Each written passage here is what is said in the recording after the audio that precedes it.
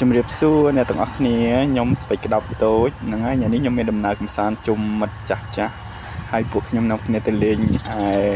ព្រះបរមរាជវាំងចតុមុខមង្គលហ្នឹងហើយនេះគឺជារូបថតដែលពួកខ្ញុំបានថតមើលរូបថតលេងសិនហើយទៀតមានសកម្មភាពហើយអូមកដល់ហើយឥឡូវខ្ញុំកំពុងទៅនៅកន្លែងពណ៌សម្លៀកបំពាក់ប្រចាំថ្ងៃហើយខ្ញុំអត់ដឹងនិយាយអីទេមើលខ្លួនឯងទៅហ្នឹងហើយវាមានវត្ថុបុរាណសល់ពីសង្គមច្រើនគួរសមដែរអានេះសិតតែសម្លៀកបំពាក់ដែលសល់ពីសង្គមចាស់ដឹងស្អីខ្លះទេខ្ញុំអត់សូវស្គាល់ទេអញ្ចឹងសូមបងប្អូនពុកម៉ែកុំប្រកាន់ណាមើលដល់ខ្លួនឯងទៅហើយឥឡូវទៀតពួកខ្ញុំអានេះភៀកយាយភៀកខ្ញុំនឹងស្អីទេឥឡូវមិត្តភក្តិខ្ញុំគាត់កំពុងតែដើរកយគុណមើលផ្ទាំងគំនូរពីសង្គមចាស់ផ្ទាំងគំនូរស្អាតឡើងរស់រវើកហ្មងហើយឥឡូវពួកខ្ញុំមកដល់អីគេវិហារដែលគេតម្កល់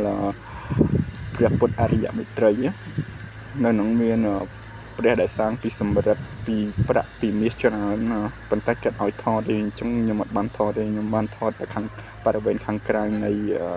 វិហារហ្នឹងឯងអញ្ចឹងមើលលេងនេះមិត្តភក្តិខ្ញុំម្នាក់គាត់ឌឺមែនតើហើយតែសបាយឥឡូវមកដល់កន្លែងគេលក់គ្រឿងអនុស្សាវរីយ៍ហើយឥឡូវខ្ញុំថតកា oxidation ហ្នឹងហើយនោះសិទ្ធិជនបរទេសគាត់កំពុងតែដើរទស្សនានិងទិញវត្ថុអនុស្សាវរីយ៍